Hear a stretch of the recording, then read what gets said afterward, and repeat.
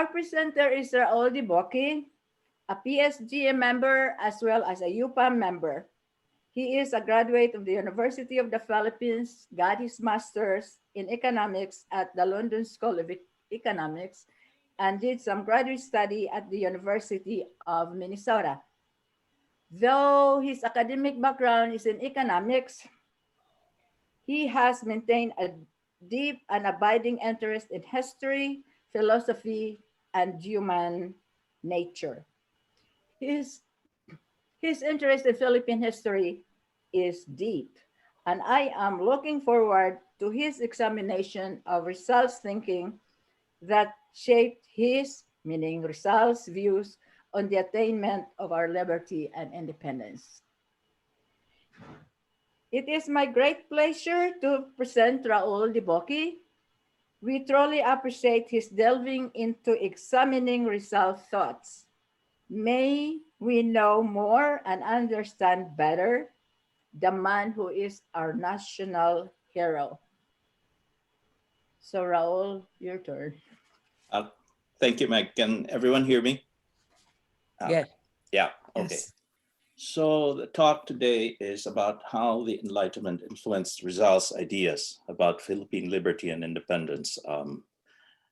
Meg asked me 2 months ago to prepare a presentation for PSGM's own educational component of our monthly meeting. And when I said, I just read this article, well, not just read, but saw something about 4 months ago, and I read it.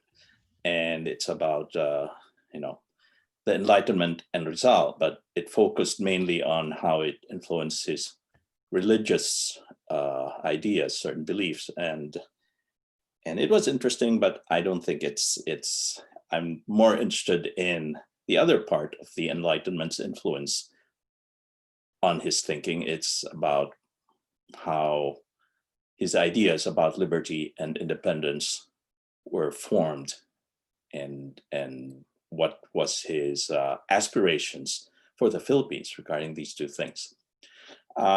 Before I start out, I want to say that I do not claim to be an expert in history or philosophy or theology or things like that. And so I'm just sharing things that I have learned in the course of reading and research, and I'm certainly open to other ideas. If you believe I am wrong, then I do not claim any ultimate authority on this. And also, I will try to be very respectful about when it comes to, we cannot help but touch on some religious matters, because that's one of the major considerations or interests during the Enlightenment, and I will try to be respectful. And if you come across something that I say that might be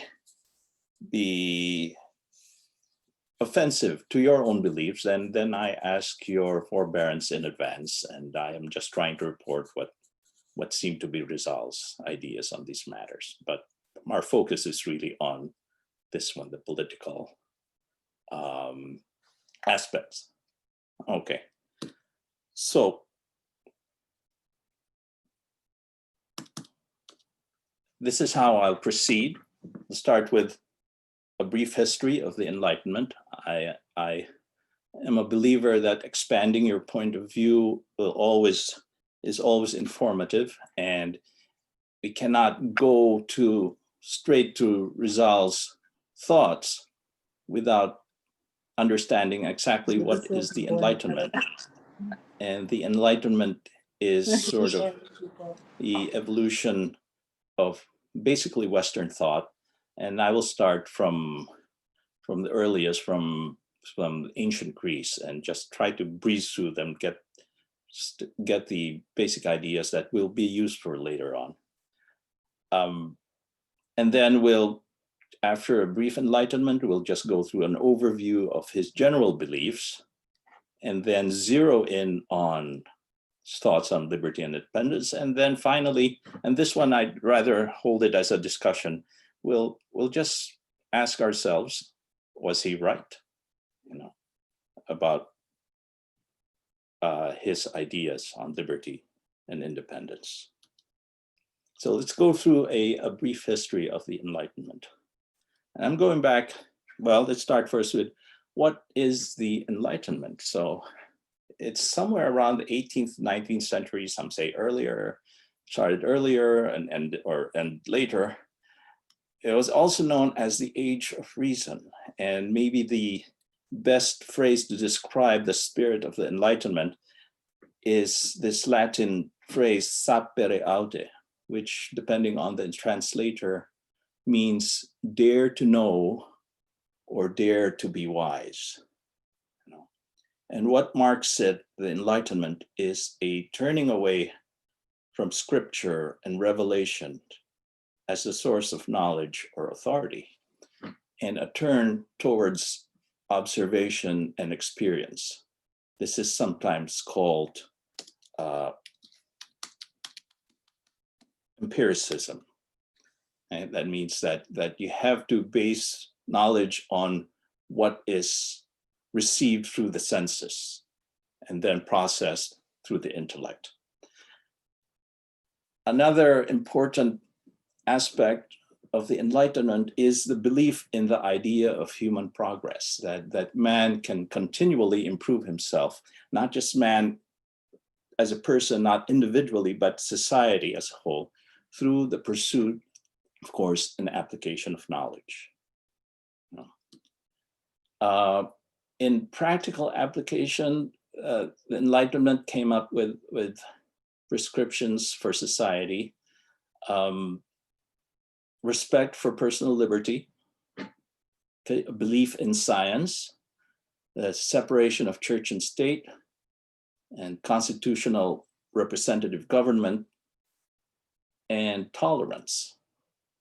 Right? This is, you might say, well, Western Europe did not really show much tolerance during the Enlightenment. I mean, they were still pretty views on race and sort of the conflict between religions were still pretty, shall we say, intolerant during the time. But as said, these are ideals, and ideals are things that are not attained easily. Otherwise, you don't call them ideals, right? So I want to go back to ancient Greece and just trace how the Enlightenment sort of arose. And we go back to ancient Greece, and what we need to remember was that there were no scriptures to dictate what they should believe in. There's nothing like the Bible or the Torah or the Quran among the ancient Greeks. I'm talking about, the 6th to the 1st centuries before the Common Era. This is the time of the start of philosophy and science and just interest in learning and finding out things. And I will trace 3 main philosophical threads. We have the pre-Socratics, that means before Socrates. Everybody knows, hopefully, who Socrates is. And these are, you could call them the first scientists, because what they were interested is in the nature of the physical universe. If you've heard of this idea that the basic substances of the universe is fire, water, earth, and air, that is from the pre-Socratics. And also the atomic theory of matter, that matter can be broken down into very, very small basic substances or particles called atoms. That is also a pre-Socratic idea. The thing about them is that the pre-Socratics tried to derive these ideas not based on, as I said, myth or religious belief, but they really tried to think things over and say, well, this might be the origin or the substance of the substances of the universe. They were also interested in the movement of the planets, right, and mathematics. Then a second thread that comes up is, and I take them together, Socrates and Plato. So instead of exploring the nature of the physical universe, Socrates, and I take them together because what we know of what Socrates is supposed to have said is only from what Plato wrote about him. And there's some you don't really know when Socrates starts and when ends and when Plato starts in terms of these ideas. So I'll just take them together. But they explored the nature of man rather than the nature of the physical universe. And the term I came across to describe that was social philosophy. So they're interested in ethics and morality, government, and they were also very big on logical deduction. In fact, for them, truth is established through logical deduction, not, as I said, observation experience, which is called empiricism. But then Socrates and Plato routinely committed logical errors in their arguments. And the biggest, I think the most common error they made was to use analogy as proof. Analogies explain, but they do not prove. But at least in the dialogues of Plato, he repeatedly has Socrates making an analogy between one concept and another and saying, well, I have thus proved so and so. But still, I do not mean to denigrate them, their contributions to just Western thought or civilization in general, or humanity. Are immense. And the third group I want to look at, the third thread, philosophical thread, would be Aristotle, which is the student of Plato, and he kind of merged the pre-Socratics and Socrates and Plato, in that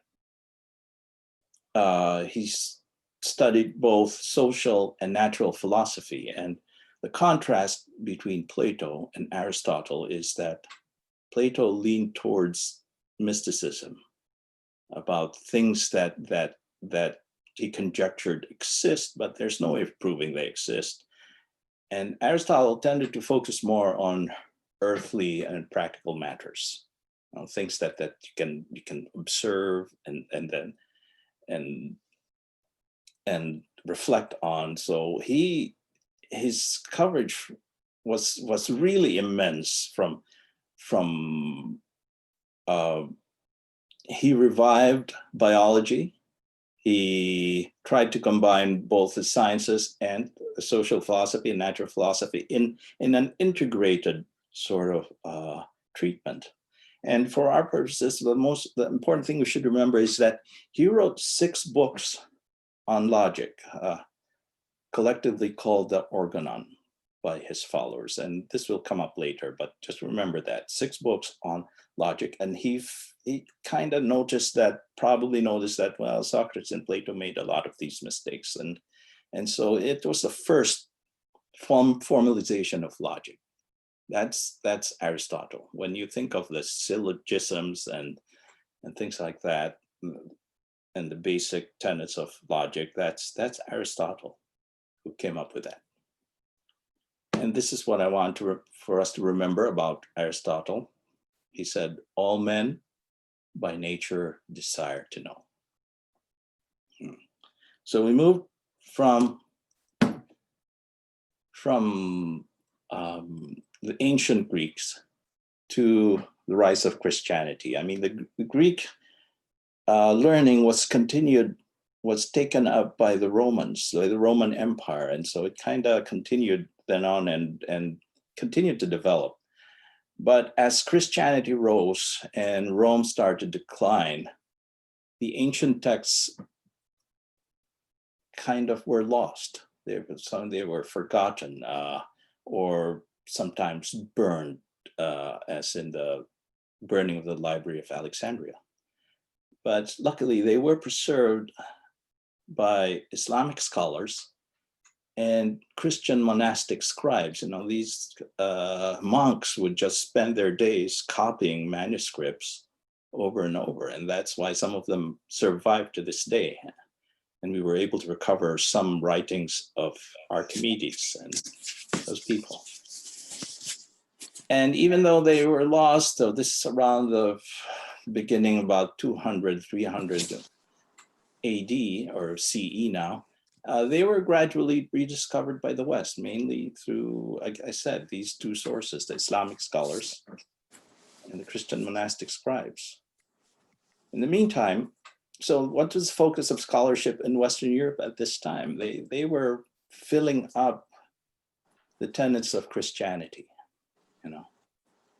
and as they discovered,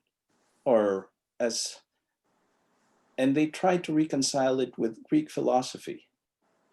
Okay. This is something that probably is important to know, in that Christianity, as it started out, did not have a developed philosophy, and this was slowly developed from the earliest church leaders, Origen and Tertullian. Maybe the most important ones are Saint Augustine and Saint Thomas Aquinas. So the high point. So this attempt to fill up, make Christian beliefs more a richer philosophy, have some more reason behind it, and some basic framework, philosophical framework. Was the high point was probably it culminated. Maybe the most important stretch was this era called Scholasticism. And the high point is when the Dominican St. Thomas Aquinas integrated Christianity and Aristotelian philosophy, not just Aristotelian philosophy, but not just Aristotle, but all the ideas that sort of developed on top of Aristotelian philosophy. There's this tenet that the use of reason to understand God and Christianity is in a way of glorifying God, a way of glorifying a church. And so this was something that Thomas Aquinas sort of embarked on, and he came up with this integration, which is now called Thomism, after St. Thomas Aquinas. Now, that maybe the thing that later thinkers objected to about Thomism and scholasticism was that with this integration of Christianity and Aristotelian philosophy, Aristotelian learning was somehow, in a way, etched in stone and frozen, and it was deemed to be the word of God, and disputing it became heresy. And here we had talked about the organon, the system of logical deduction, which combined with scripture became the standard for establishing truth and gaining new knowledge in this world from the 4th to the early 15th century. I think Aristotle would have disapproved. I think he would have not wanted all his things he said to be just frozen right there and no more progress, no more evolution, no more improvement on it. And this era is, I said science was basically frozen until maybe people started asking, stirrings of Renaissance. And this was also the era when you can be lawfully tortured and killed for believing in the wrong things. So this time of the Inquisition, the burning of heretics. If people are familiar with the Cathar massacres, the Cathars were a big, they were a big community. They stretch across southern France and northern Italy, and they were massacred because their beliefs were contrary to Christianity. It's really an offshoot of Christianity, but the Pope Leo III, I believe, wanted them to be basically eradicated. Also, the persecution of Galileo, for those who are familiar with it, is from this in era as well, from this thinking.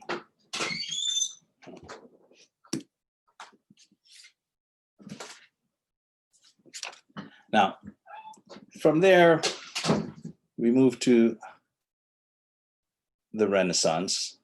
As people are, naturally curious, and the important thing about the Renaissance is that there was an renewed and wider interest in ancient Greek arts and philosophy, not just the Aristotelian part of it.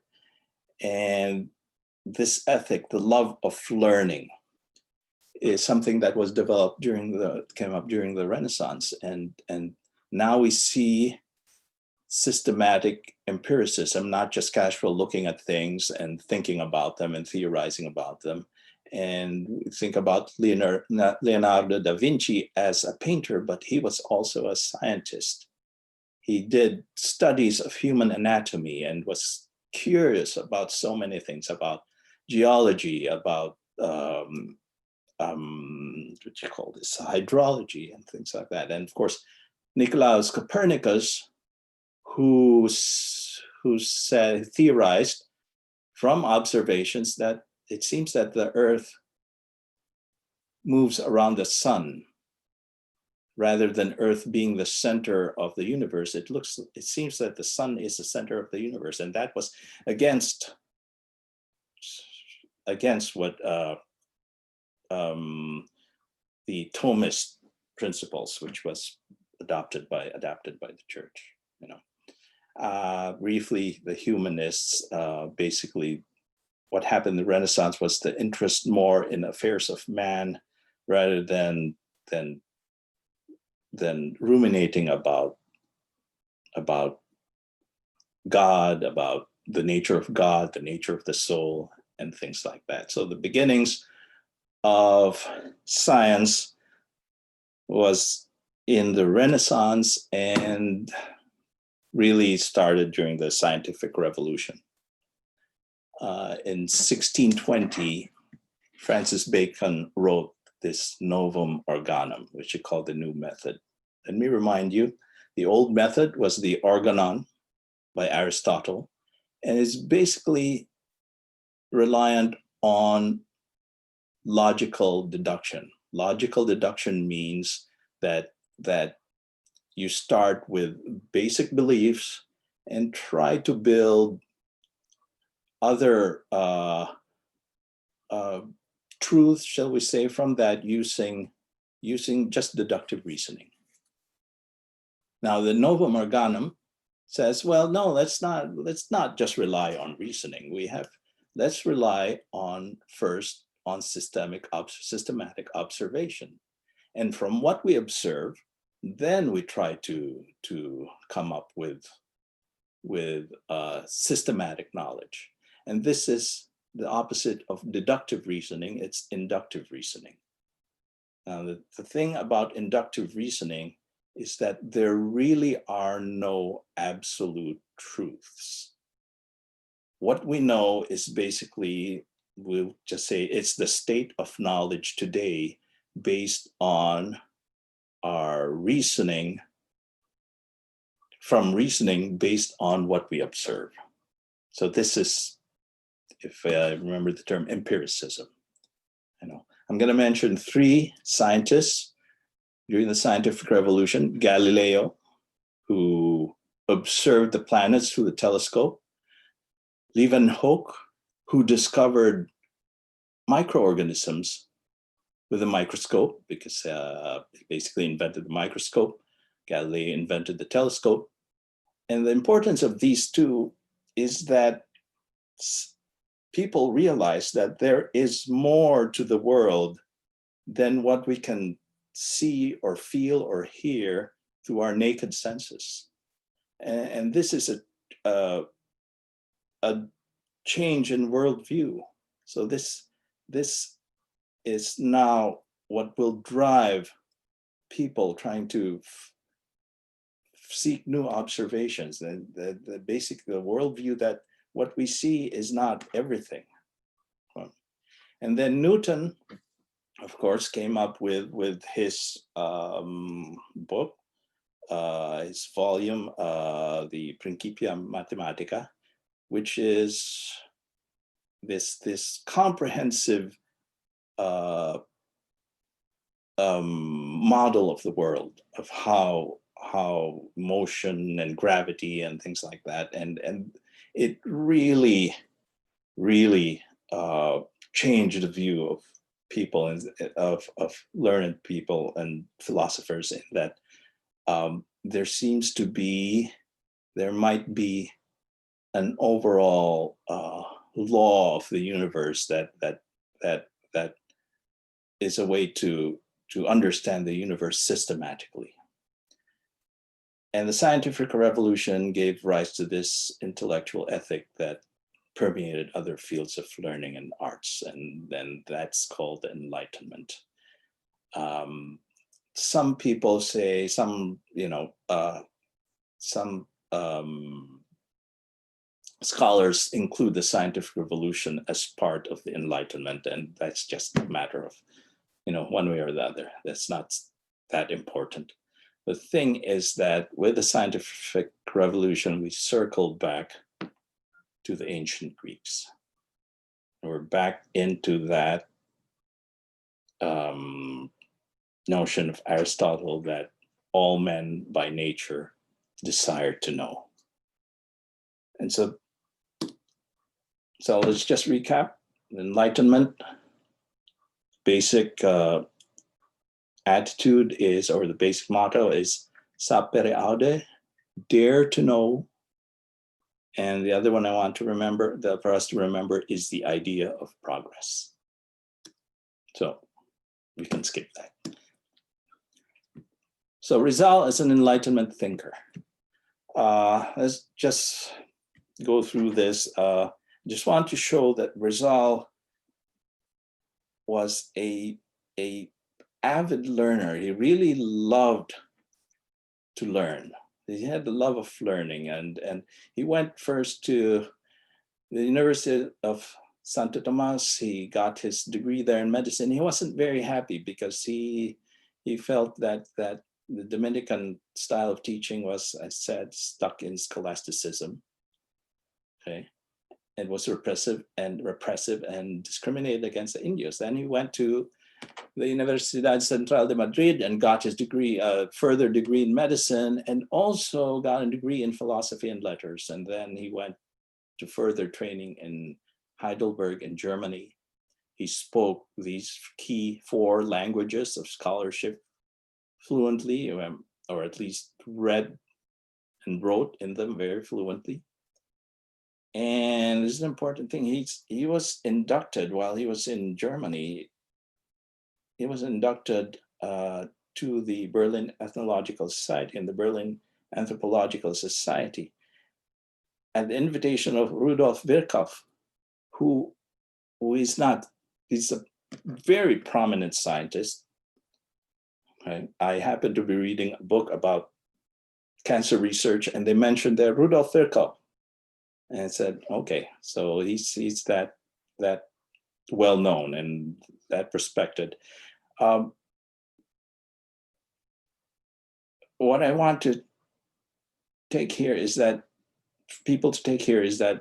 Rizal's interests were widespread. He is interested in philosophy. Letters really means literature nowadays. Aside from being a scientist, he was interested in philosophy and the arts, and was always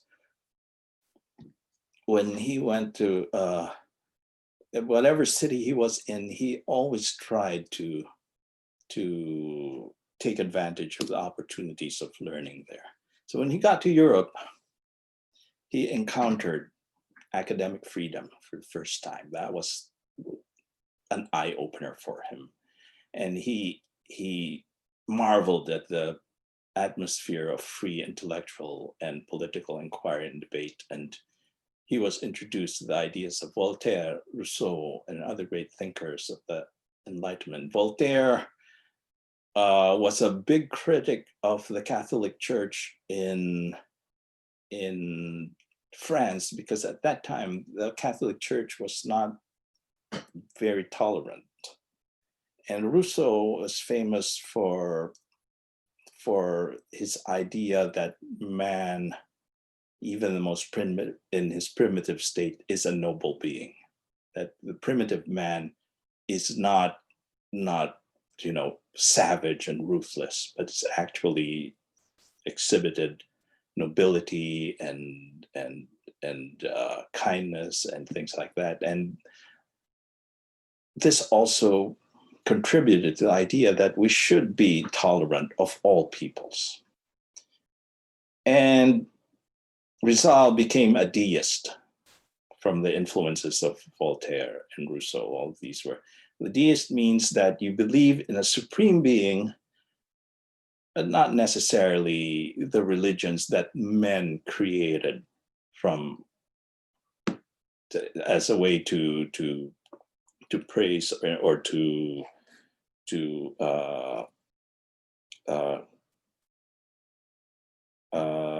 sort of commune with the supreme being.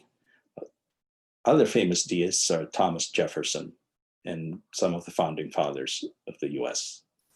So he stayed much in Madrid, Paris, Heidelberg, had extended stays and took advantage of the deists for learning. I said, Germany in particular at that time was I've read in some other book I read, it was a sort of as famous for the universities there was what the universities in the US are today, that they are like, if you really wanted to learn from the best, then you go to Germany. And Rizal stayed there for 10 months, and that short time taught himself German. Well, he took classes too, but well enough to be able to write and to deliver speeches, and then he assembled this library of 2,000 books. The important thing about it is just the breadth of coverage of the things that he read. He would go hungry, right, just so that he could buy books in Europe, So this is a sculpture that Rizal made and gifted to Ferdinand Blumentritt. If that name sounds familiar, that's a street in Manila, but it's also his very good friend.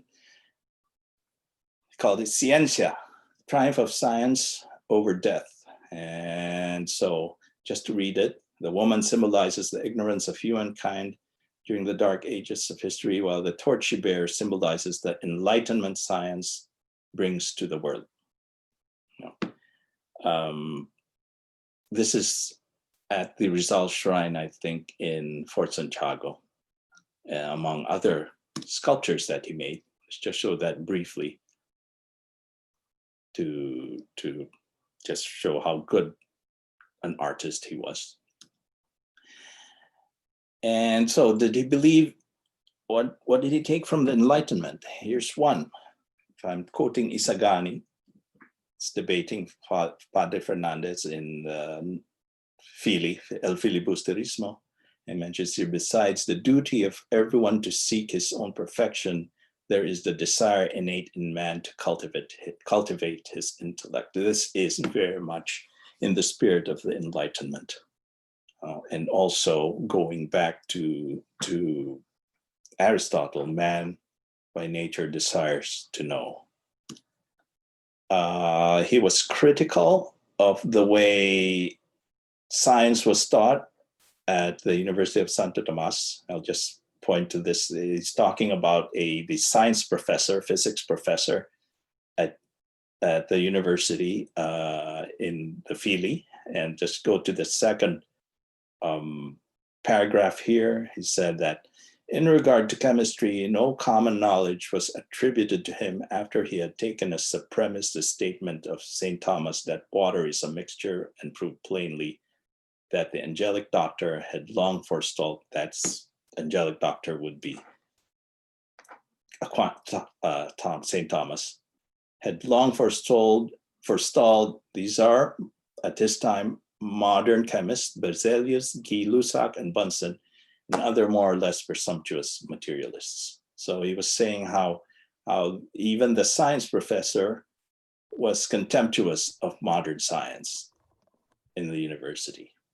And materialism is the doctrine that nothing exists except matter, and it's this term movement and modification, basically what emanates from it.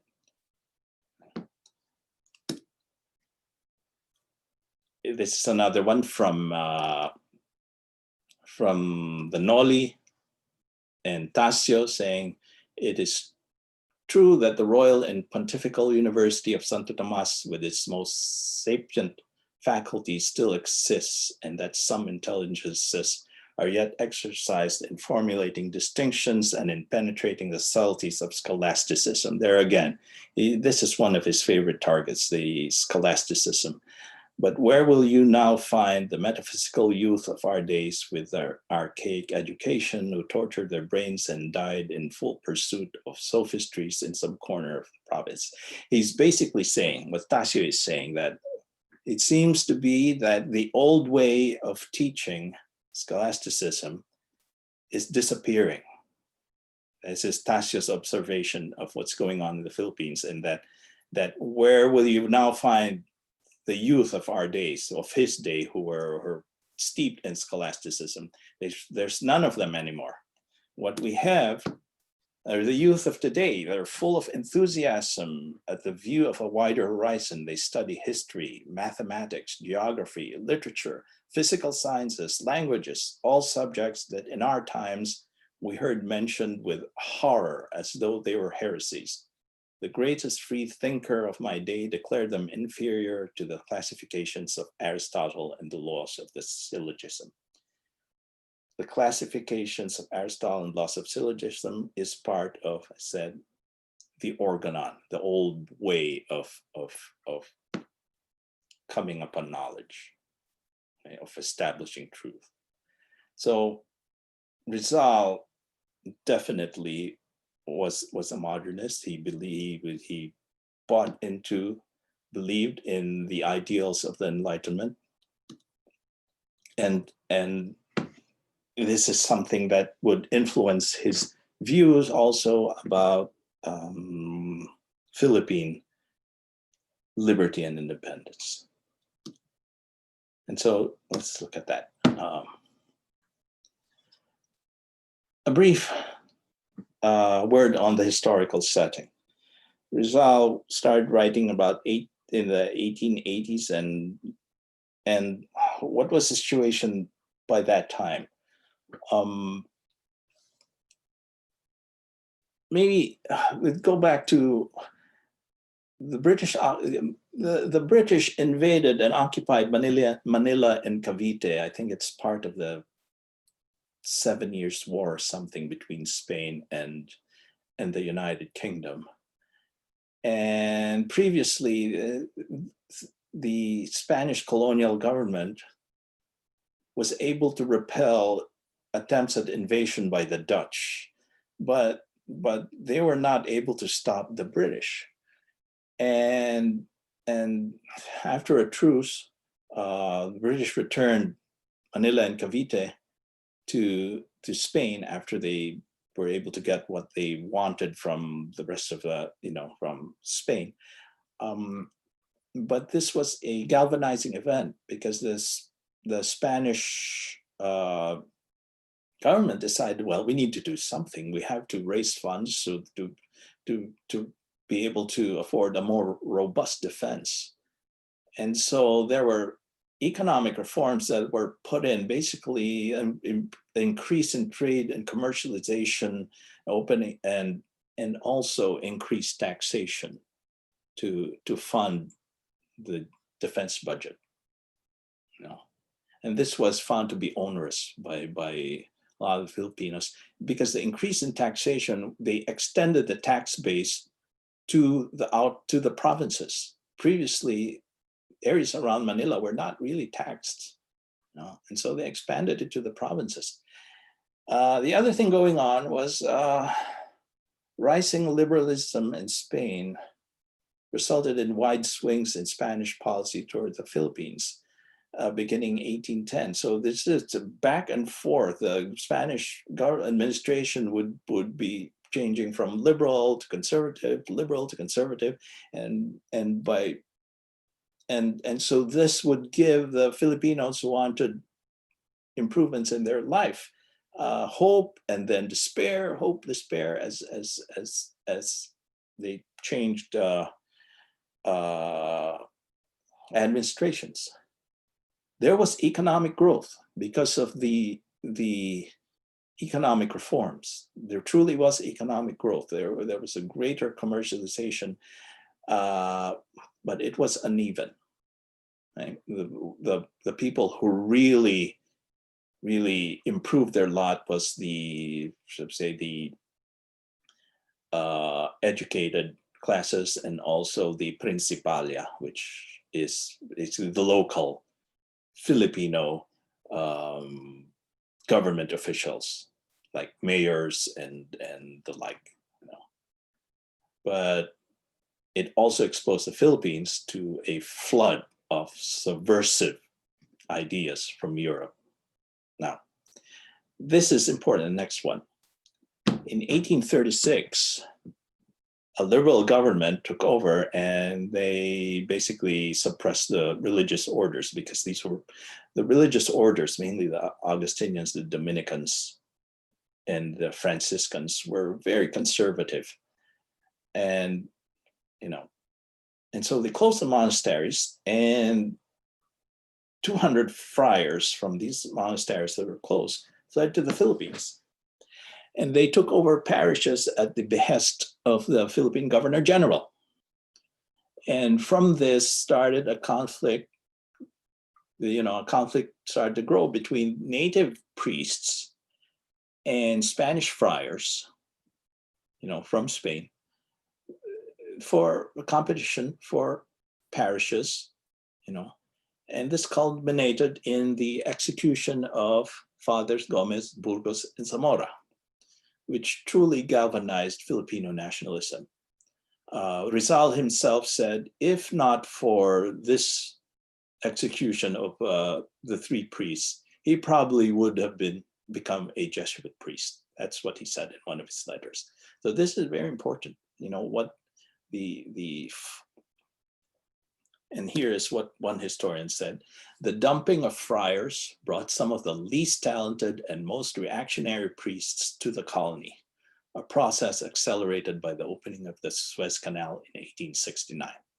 If before only the dedicated traveled overseas, now the newly homeless friars relocated to the Philippines with relative ease. So this is what might be the events that led to Rizal's feelings about the friars.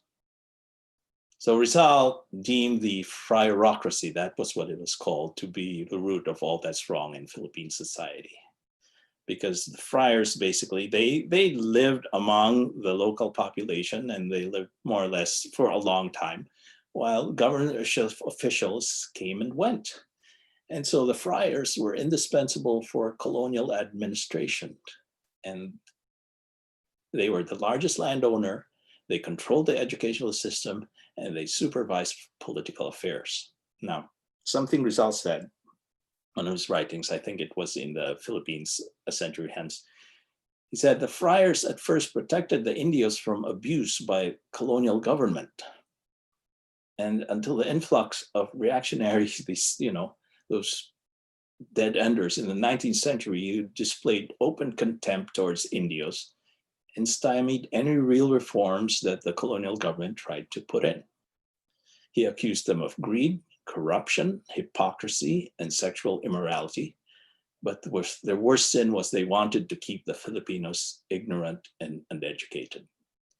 Now, Rizal's family had a run-in with the Friars as well, because his family was basically kicked off here's the arrangement, the orders, the religious orders owned a lot of land. They owned about 40% of the agricultural lands. And then they would lease it to the what you call the local officials, the Filipinos, who would then lease it again to tenant farmers. So Rizal's family was an inquilino. That's the term for the sort of the first lessors who leased the land from the orders. And that's how they became prosperous, right? But they had a conflict with the Dominican order, I believe, or Justinian, and they were kicked off the land. And so his family suffered directly from the friars. And there's no doubt this affected his view of the friarocracy. And here, his antipathy towards the friars was so much that even the Jesuits, who were not in the same league, it's not in the same camp as the Dominicans and Augustinians, they were the liberals. But even then, when he got to Europe, he found out that, in fact, let me just zero down here. We in the Philippines are moving along at least 3 centuries behind the car of progress. We are barely beginning to emerge from the Middle Ages. Hence, the Jesuits, who are reactionary in Europe, that means they're backwards, they're behind the times, when seen from our point of view, represent progress. So he couldn't help but poke at the Jesuits, who really, to be honest, set him on this path of love of learning when he was at the Ateneo before he went to the University of Santo Tomas for his college education. I just wanted to highlight how the strength of his feeling about the friars in the Philippines. Another thing I want to point out is Rizal, this issue of loyalty to Spain versus loyalty to the Philippines. And Rizal seemed to show some ambivalence. On the one hand, I think his nationalism isn't questioned. He was willing to die for the Philippines. But on the other hand, you might say he's like a Hispanophile or a Europhile. Did his love of learning and the pursuit of knowledge lead him to value the Philippines' ties with Spain, especially the Spanish language, as maybe he thought that was what makes a vast knowledge of wisdom and wisdom of modernity accessible to the Philippines. And he really believed that the Philippines Filipinos need to be educated, not just, and be enlightened themselves. And how will they gain access to all this writings that he himself benefited from if they cannot read and understand those books? As much as he criticized Spain and the friars, the Spanish administration and the friars, let's not forget that he was critical of Filipinos too. You have so many characters, Filipino characters. Actually, the term then was Indio, in the 2 novels, which was used to criticize and mock destructive Filipino attitudes, such as superstitiousness, colonial mentality, unquestioning obedience to the friarocracy. So if you're familiar with the Rizal novels, who doesn't know about Doña Victorina and Doña Consolacion? And these are all vehicles by which he pointed out the bad, attitudes of Filipinos at the time. Not all, but some. Here's one thing that he kept talking about. He thought that Filipinos, the Malays in particular, as he said, Orientals and Malays in particular, they were just too sensitive. And here's the term let me zero in on it. We see the Malayan Filipinos sacrifice everything, liberty, ease, welfare, name, for the sake of an aspiration, to achieve something, sometimes scientific or some other nature. But at the least word which wounds his self-love, he forgets all his sacrifices, the labor expended, to treasure in his memory and never forget the slight he thinks he has received. For some reason, Rizal thought this was a hindrance, to take offense too easily and throw away important things just from indignation. And he thought that this is something that Filipinos should grow out of. In general, he said, this is Tasio and Nanoli, our youth think only of love affairs and dissipations. They expend more time and work harder to deceive and dishonor maiden than in thinking about the welfare of their God. And he also has welfare of their country. Our women, in order to care for the house and family of God, neglect their own. Our men are active only in vice and heroic only in shame. Pretty critical. Let's, people tend to read it. And what are his thoughts about liberty and independence? I sense that he viewed liberty and independence as separate, that you can have one without the other. What do we mean by liberty? That just means personal freedoms, to be given an atmosphere where you can achieve your potential, to be given the opportunities of a good modern education. And you can have one without the other, but yes, often the former is unattainable without the latter. I do sense that Rizal valued liberty ahead of independence. In his work, The Philippines a Century Hence, he was basically saying, look, Spain, this is all we want. We want liberty. We want to be able to reach our potential as individuals, as a society. And the friars are in the way.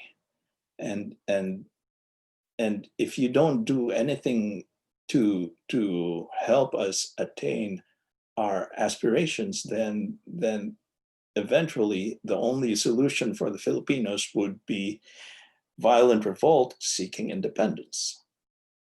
Right?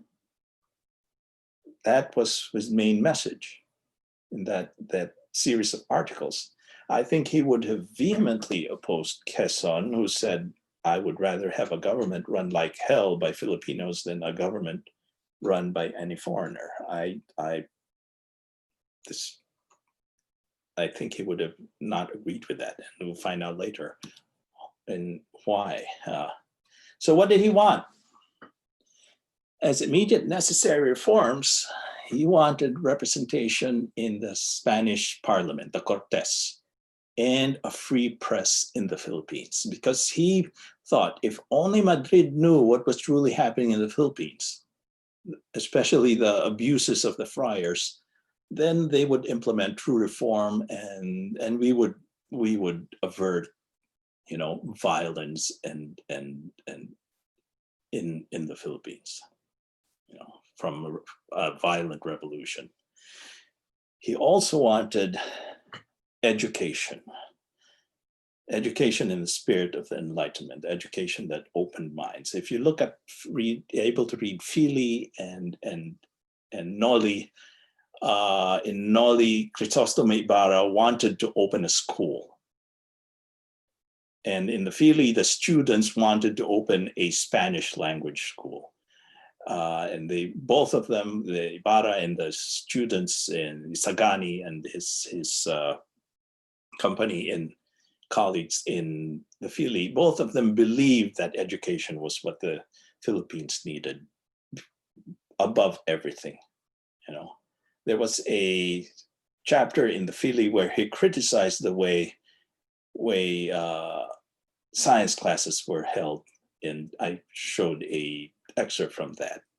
And even in his youth, Rizal exhorted the youth of the Philippines to study, to get an education, so that to benefit the nation. You know, he did not elaborate a detailed plan of government and administration. He did not really write anything about this is the form of government we want, you know. But he basically did believe in the ideals of the Enlightenment, and that's a constitutional democracy. And I think from reading that Filipinos, his aspirations for the Filipinos transcended nationalism and politics. You know, he really, let's go back to what is it, his quote, the quote of Isagani, that you just wanted to develop yourself and your intellect. And whether you did that through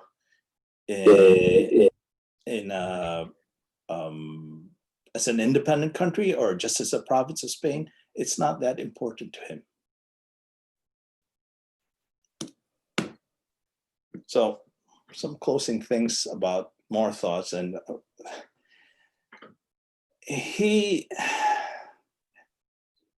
had this belief that the previous insurrections, this was before 1872, were just petty insurrections. And here, no insurrection had a popular character or was based on a need of the whole race or fought for human rights or justice. So it left no ineffaceable impressions. But rather, when they saw that they had been duped, the people bound up their wounds and applauded the overthrow of disturbers of the peace. It was a saying that people would follow a leader who had a grievance against the Spanish government, and then they find out that well you're no different once you're in power.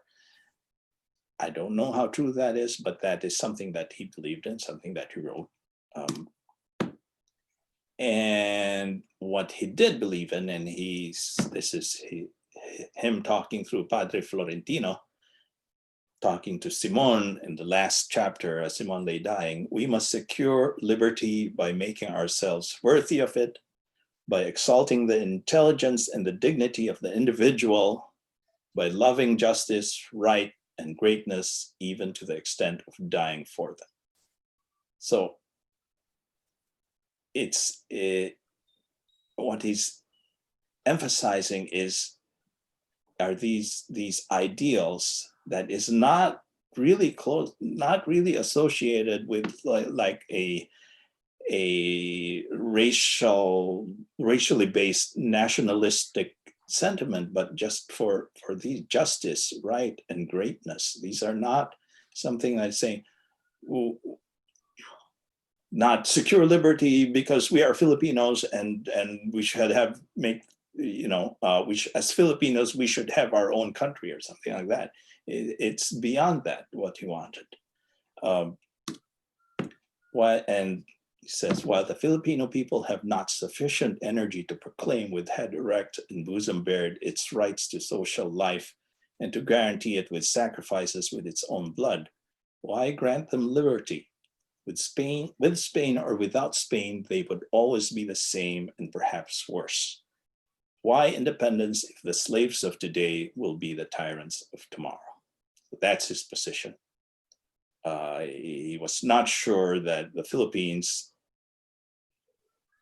at that time, in the state he saw it at that time, is ready for a sustainable and workable independent country.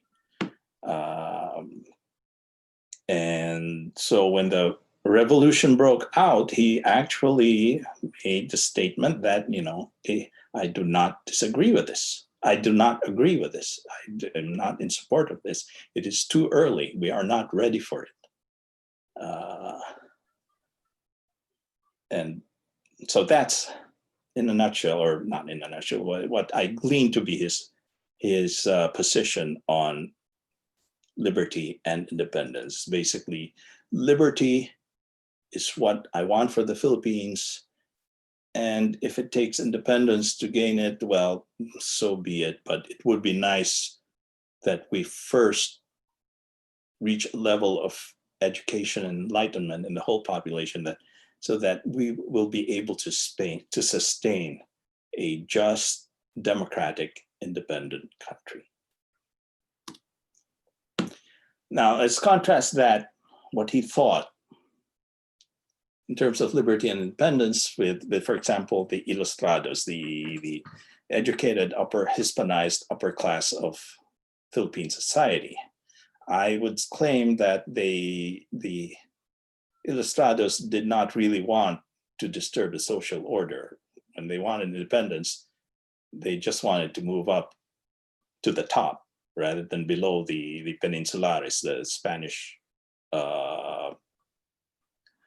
the Spanish sector of Philippine society at that time. And I've pointed this out several times, and maybe a classic of that would be Pedro Paterno, who's at one point he's with the propaganda movement, and then another point he's siding with working for the Spanish and then for the Americans. And then one time he was lobbying to be awarded a title by the Spanish government or the crown. The thing about this is that I think very few social reformers would propose reforms that do not at least preserve their position in society. That's, I think, is what's going on with the Strada views on liberty and independence. And as I said, let's call this the Davos rule. Davos is this resort in Switzerland where billionaires would meet once a year and try to talk about how to improve the situation for all the people in the world, how to make the world better. But of course, if you say, well, the problem is that you are part of a problem, of course they won't entertain such ideas. And let's contrast what Rizal thought with peasant views on liberty and independence. You can understand that the peasants, of course, the ones who are suffering the most, want the most immediate relief from suffering and oppression. And that's why the Ilustrados and Bonifacio, was not an Ilustrado, was able to recruit peasant support for the revolution, because the peasants were truly the ones who were suffering. But their point of view is not the same as Rizal's or even Ilustrados, and this was pointed out in one of the papers. I will draw attention to a work by Reynaldo Ileto, and it's entitled Pasión and Revolution. He was saying that the worldview and for the Philippine peasantry was not, the works of based on the works of writers and philosophers from Europe, from the Enlightenment, but they were drawn from a synthesis of the Catholic narrative of the Passion of Christ, the Pasión, as translated into Tagalog, not because there's subtle change in it when it was translated in Tagalog. and combined with our pre-Hispanic myths and beliefs.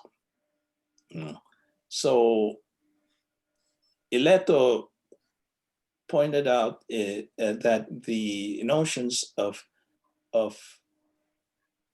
liberty and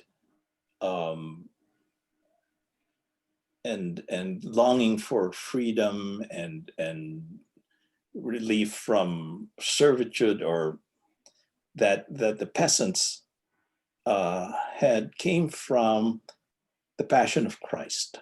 That was translated in Tagalog in a way that made it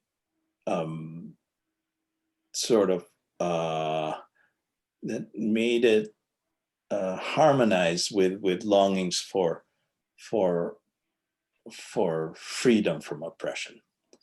And from the point of view of the peasants, the Principalia, these are the hereditary native ruling class of pre-Hispanic Spain, the Datos and the Rajas, from which the Ilustrados came. These are the ones who became the gobernadorcillos and all the other petty officials in this Spanish occupation, during Spanish occupation. They were viewed as much an oppressor to the peasantry as the Spanish. I want to point out here is note the gulf between the world views of Rizal and the peasantry. This is, something that I'll point to later as maybe one of the issues that we have to resolve, because that gulf continues, I believe, to this day, right? So, was Rizal right? Was his view of liberty and independence, what his aspirations for the Philippines, what he thought the Philippines should pursue as a country, was he right? Now that we look back 124 years later and looking at the experience of the Philippines since then, and so I invite comments now from everyone. And also if you want some clarification about the things I talked about. So I'll throw out questions for people to think about, and I invite your comments, and unmute yourself if you want to contribute to the discussion. Is a functioning constitutional democracy, I'm going to assume that this is what we want. This is certainly what Rizal wanted for the Philippines, for an independent. Is a functioning constitutional democracy attainable in a feudal or agrarian society? What do you guys think? It is, except that you need a highly politicized mass base. The peasantry has to be educated too. Right. And really all sectors of society have to be educated before you can attain that goal. So Rizal was still right when he believed in transitioning from the Philippines as an overseas province of Spain to an autonomous region within the Spanish Empire, and over time being granted independence. Because in the process, education and development would have taken place. But of course, the one thing perhaps that never occurred to Rizal was the growing influence and power of the United States in such a way that the US was also looking for opportunities for expansion. Like when I was in Cuba, I had this discussion with a retired Army colonel, and he said, it's interesting. You and I share the same history. Our countries were countries that were already fruits ready for picking. That's why the U.S. came.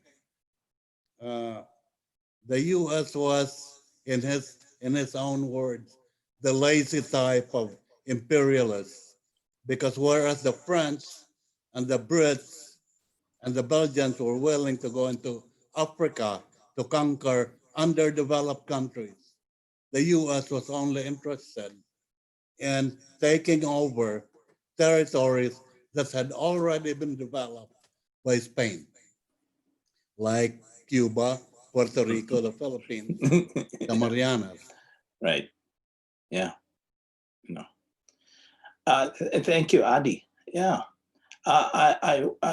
But what you're talking about is, if I understand you right, is that yes, you can start from a feudal society, and through education and some other process of raising consciousness, yeah, you can transform it into a constitutional democracy that is functioning, as workable.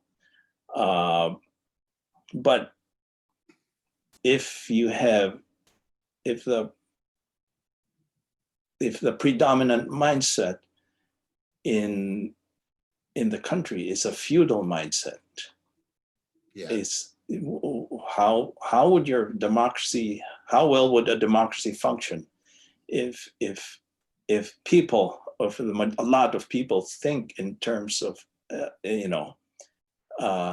from a feudal mindset? What I mean is, for example, in the Philippines today, there are no real political parties except the ones in the left, who are, keep getting killed, put it bluntly, right?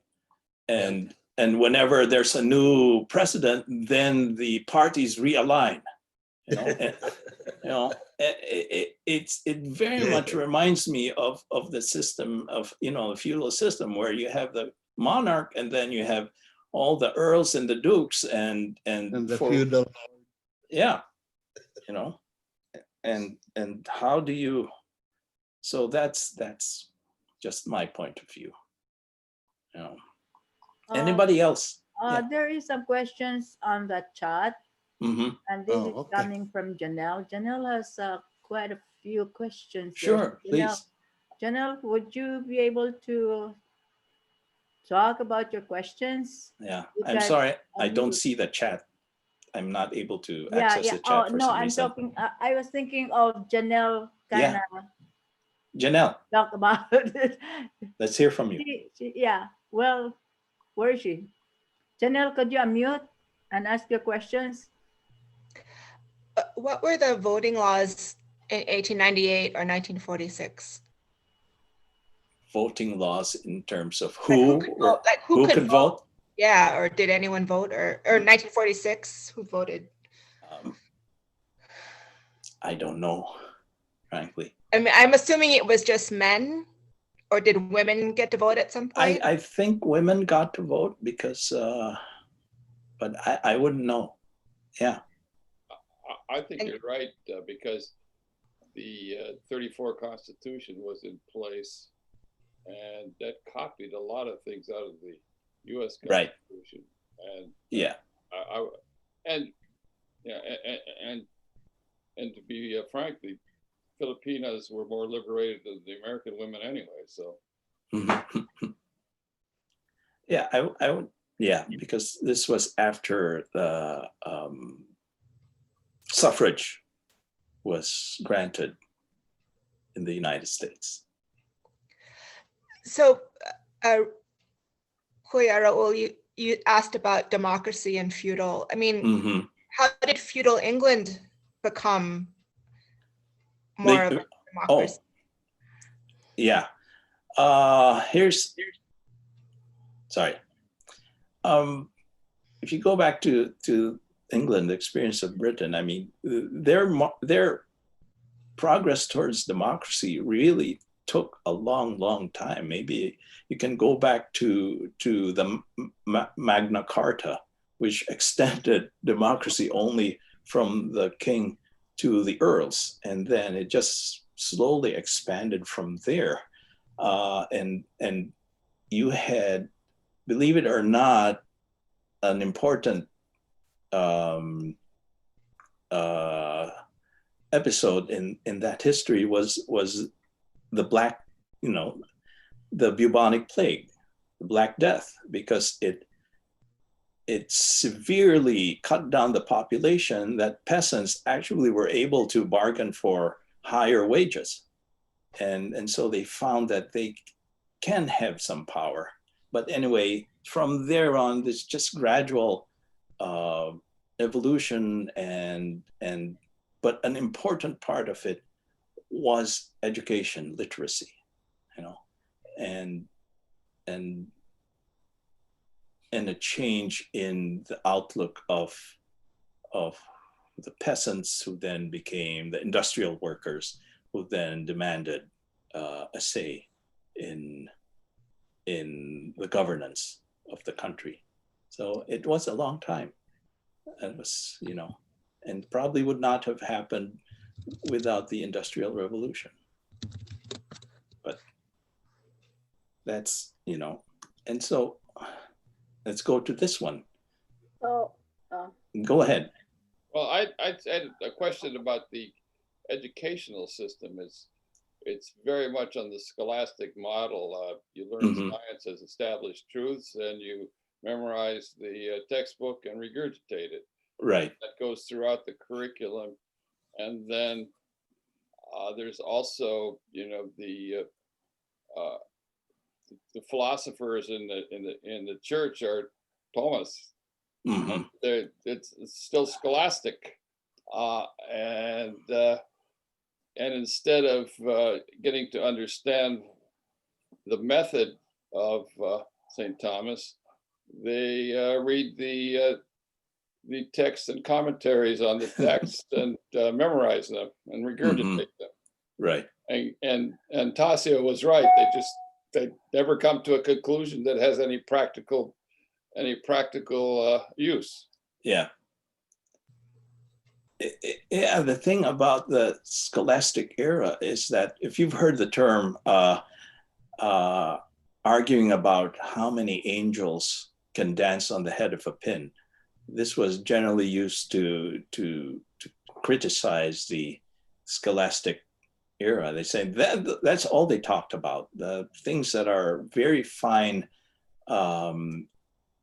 distinctions about the nature of God, the nature of Christ, the nature of the soul, but nothing beyond that, and they would just go around in circles, because how can you prove who was right if you can't go to, just see the evidence? There is no way to prove. But that's, that is what Rizal really, one of the things that he said, this is not something that is good for us if we want to be a modern and independent country.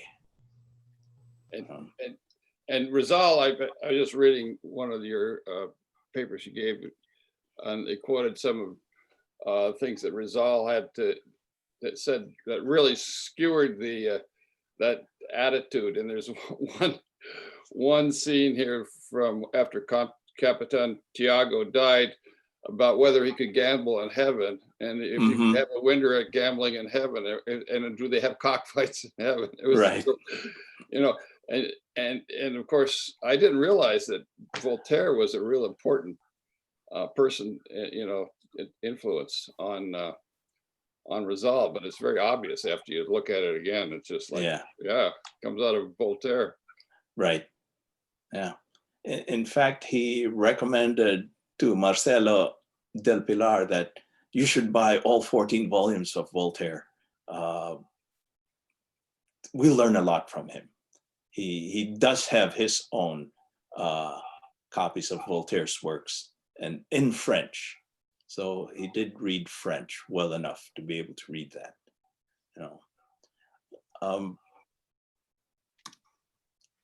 Here's another thing that occurs to me. Does a language gap between the socioeconomic classes present a serious obstacle to national progress? One of the things I said, Rizal really loved the Spanish language. There's no denying that. And I think that's one reason he wanted to maintain ties to Spain, if at all possible, because he just loved the Spanish language, wrote poetry, and also that's the way to gain access to all the great works by the European authors. If either in, some of them he read in Spanish translation rather than in the original language. So I throw this out. Does the language gap, is that a big problem? Is that a hindrance for true Philippine development? Any thoughts? To be honest with you, I actually preferred the language policy under the 1935 Constitution, where Spanish, English, and Tagalog were co-equal as official languages. Mm-hmm. But with the imposition of Tagalog as a wikang pambansa, and then people trying to hang on to English, everybody lost their capacity to be competent in both languages. Right. Mm-hmm. And you can hear it in the debates in the Senate and in the Congress. Most often, you don't know what the heck they're talking about. Yeah. What made me think about this, aside from Rizal, is back in 1986, during the presidential election that brought Cory Aquino to power, I attended a rally in Luneta, and one of the speakers was she became the Secretary of Education. I forget her name. She's Ilongga. And at first she was speaking in English, and then the crowd, this was at the Luneta, and it was full. It was, it's one of those big giant rallies for Cory Aquino, and a crowd who was from all walks of life started yelling, "Speak in Tagalog, Tagalog," because she was speaking in English, Tagalog, because the vast population did not understand English well enough to did not have a grasp of English well enough for her to understand what she was saying. And she said, "I'm from Iloilo. I don't know how to speak Tagalog." And they said, And "Oh, she then was speak right, too. Ilonggo, speak Ilonggo." And then she spoke in Ilonggo, and people understood her.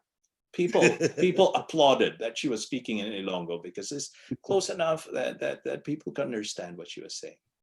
And so this is another thing that I thought would be, if the vast majority of the masses do not understand really what the leadership is saying, how can you really have a national discussion from which you can gain consensus and have true democracy? And one thing though, even when you look at the 1896 revolution, Bonifacio could never expand the revolution beyond Luzon. Right. It took the promotion of the Spanish language to expand the revolution from north to south, so that you had people in the Visayas communicating with Aguinaldo, and even the plotters of the attack on the Balangiga garrison spoke Spanish. Right. Strangely enough, they were plotting in Spanish. Yeah. And yet one mistake, and I have to criticize Filipinos on this one. When they hear the word Spanish, the only image that comes to mind is Padre Damaso. And after 100 years, they're still wrestling with a fictional character, with a guy who's a mere caricature from a novel.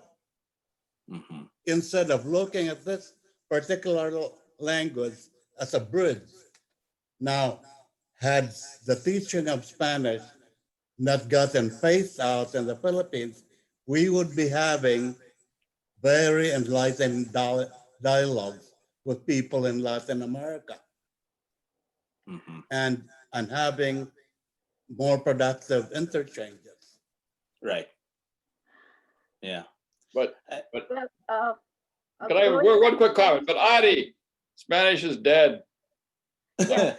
I think you lost And it I already. I have a Yeah. comment about what Raul had said about language being something that is needed for uh, going into democracy. That shouldn't be I mean, the things should have improved by now because most Filipinos now can speak and understand Tagalog because that's the language and Right. instruction in the elementary school. Right. Yes, and Tagalog is sort of the lingua franca. Mhm. Just don't force it on people, and people will learn what they find to be advantageous to learn. And Yeah, and yeah. if you talk to the younger people now, if you go to the Philippines, the younger people, whether they are in Ilocos or in the Visayas, Mhm. are fluent in Tagalog by Right. now. Yeah. So that should. But I think I want to pick up on what you also said about England. England became a democracy because of education. So it all goes back to education, Right. and education and language go hand in hand. Yeah. Yeah, I would agree with that. I also thought about, remember a few years ago, we had a forum too, where our guest speaker did research in the Philippines on native language instruction. Mm-hmm. And I thought about that in this context, because I said that how can you have a national discussion if people aren't able to understand uh, more abstract concepts that are needed for when you're talking about the aspirations of the country, about liberty, about what form of government or what are our responsibilities as citizens in a democratic constitutional government. Yeah. Yes, I'd like to comment too on both on the education part and on the language part. Mm-hmm. I think that education is really important regardless, because for somebody to have an input on an issue, he has to have a good background on that issue Right. in order to contribute. Yeah. As far as languages go, I think the essential thing is communication. Mm-hmm. There has to be communication, and I think that's one of our problems today with the social media. Is social media has tended to dislocate the truth. Right. There's so much untruth now that it's very hard for common people to follow what the truth is. And if you look at dictatorships, they were able to thrive by controlling media. And I think that's what's happening now. And so here in the United States, for example, we are in that juncture where we don't really know whether democracy can survive. Mm-hmm. Mm-hmm. And so this election will determine that. And Right. our problem really has been social media. It has been taken advantage by a lot of radicals to kind of destroy our democracy. I won't argue with that. I agree with that. Yeah. Okay, should we 5 more minutes? So yeah, let's go to my last sort of discussion point. So what now? Is there a path to a thriving constitutional democracy for the Philippines today? How do we get there?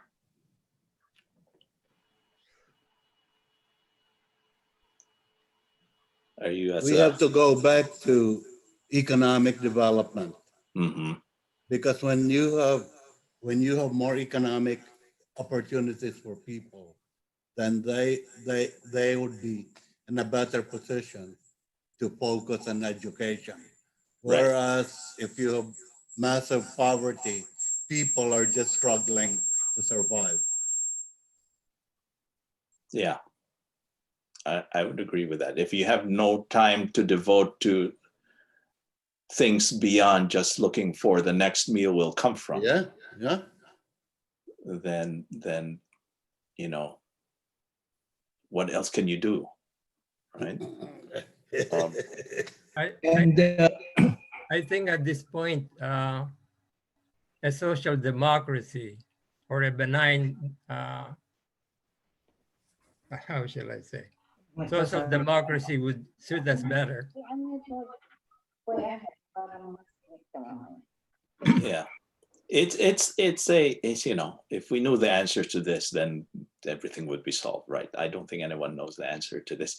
They have just keep exploring ways to do it. But what I find kind of daunting, and I hope I'm wrong, because all the recent countries in recent times who have been able to transition to a thriving democracy, I'm talking about South Korea, Taiwan, yeah. and Chile, even Chile, Mm-hmm. were authoritarian governments, and to the point, and they just got more educated, more prosperous, and then the transition to democracy was basically nonviolent,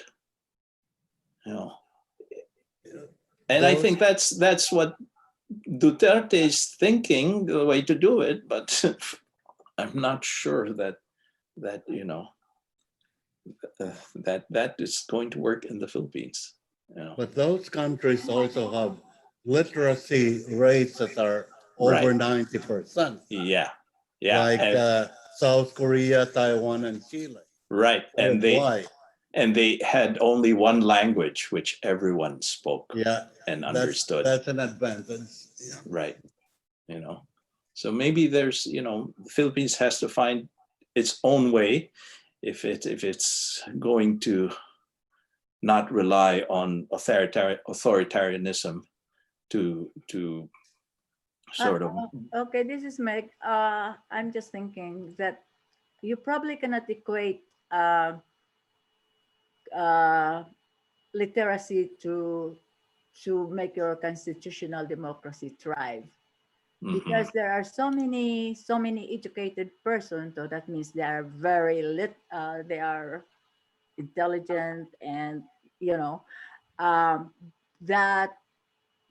that doesn't seem so. In a way, I think you have to we should kind of have an idea what we mean when we say literacy or education, because there are so many people that are educated but somehow they cannot see what is going on because they just believe in what they're meaning, what they just kind of look at what is called what is the term now?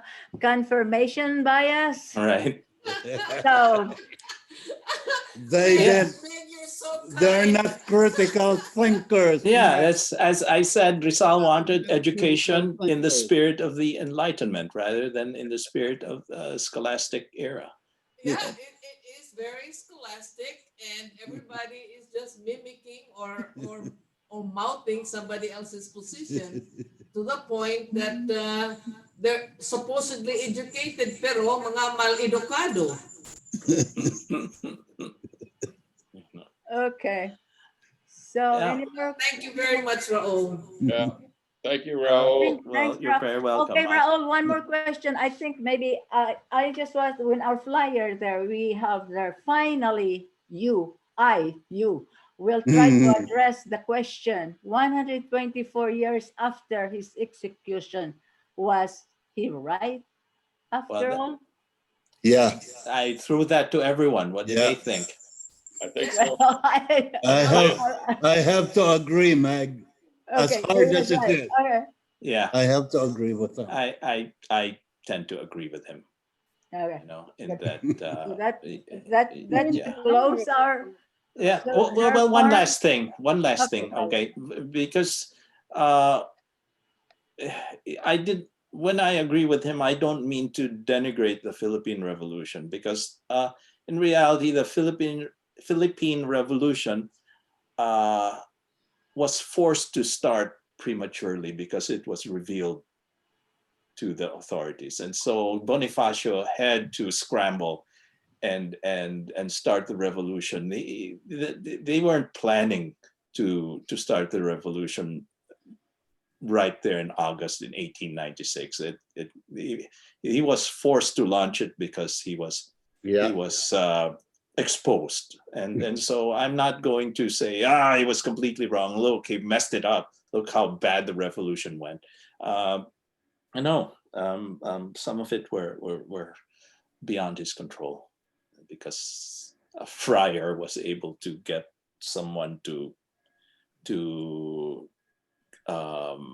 confess to him, and then broke the what do you call it, the confessional vow. You're not supposed to, right, share what you received, what you learned in confession. So anyway, I suggest a break until for those who want to join the PSGM meeting. How long a break should we take? Should we restart and at 3:25? sure. Okay, Yeah. PSGM members return 3:25. We'll just take a little break, walk around, whatever. Hey, Raul, thank you. Good Okay. discussion. Thank you, Raul, very much. Very interesting. Well, Thank you very much. Hindi ka marinig Okay. at hindi ka nakamute. Thank you very much for you, listening thank in. Okay. Thank you so much, Raul, and thank you very much for our guests. Right, and I would invite everyone to read the Noli and the Fili again. I And think hopefully, with what I gave a backgrounder enough on the Enlightenment and the conflict with Scholasticism, that you might be able to glean something else from when you read it. and I recommend So, this article, Thomism and Filipino Philosophy by Demeterio, Professor Demeterio. Demeterio. Yeah, It really lays out some of these arguments very clearly. It's very well written. And even though it's philosophy, it's not written in a deadly Right. language. yeah. For those who are interested, I put all my sources in a Dropbox file folder, and it's available. I think Meg can share the link to the Dropbox.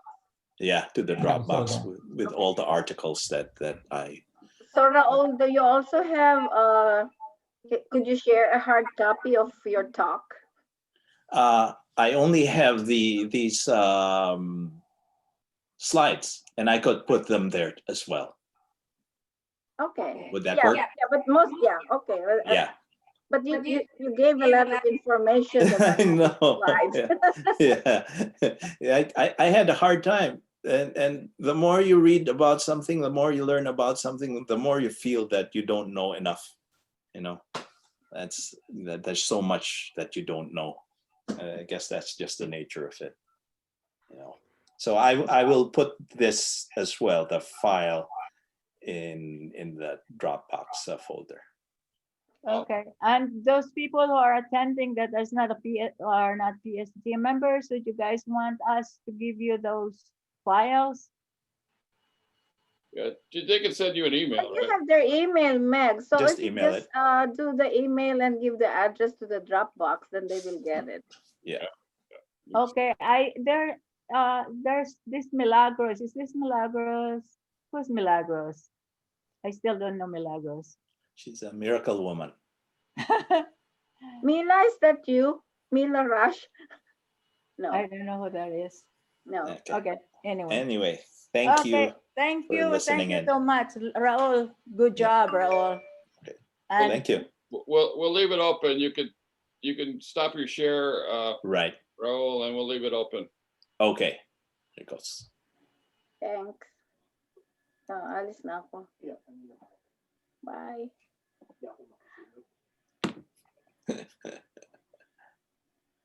so, Cherry, you're not coming to the meeting? No. Bye-bye. Thank you. Thank you, everybody. Okay. Salamat, Nanay Lynn. Okay. Good We to will meet have everybody, including Manalin. Yeah.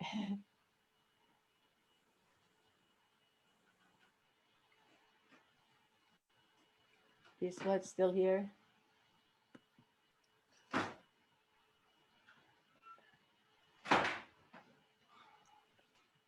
Okay. So we'll just have these open. What? Yeah, let's leave it open. Yeah. Now we have 11 participants. 3:25, right? Yeah, Yeah. yeah. I'll be back. I'll Well, just do fine. some housekeeping here. Salamat, Raul, huh? So that was, yeah. That was very good, especially when you get into the what of Rizal. Well, I'm not so sure about some of this history, really. So it's kind of nice to just listen in. And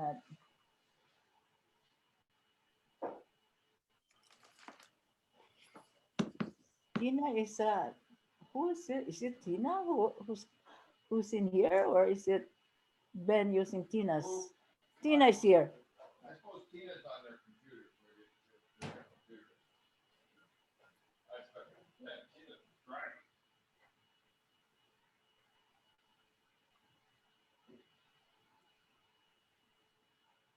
Yeah. I think he's going midway somewhere. Yeah, I know. You can call him. But he's still not. He has not gotten it. Oh, there's who's Ben Mar? Oh, that's Ruben. Oh, Mustache on this guy. Oh. This guy's God, oh, Janelle has a lot of questions. North and South. Can you see your chat there now, Raul? they might have to take a break. No, oh, I see, but his face is still here. No, he's around. Raul, could you see the chat now? He's not. He can't. He can't hear me. I get myself mute. I'm not muted.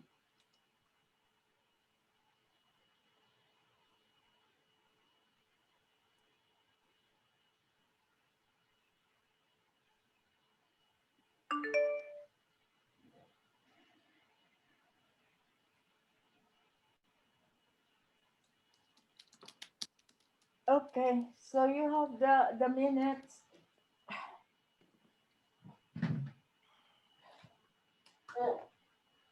Stop recording. So better stop recording.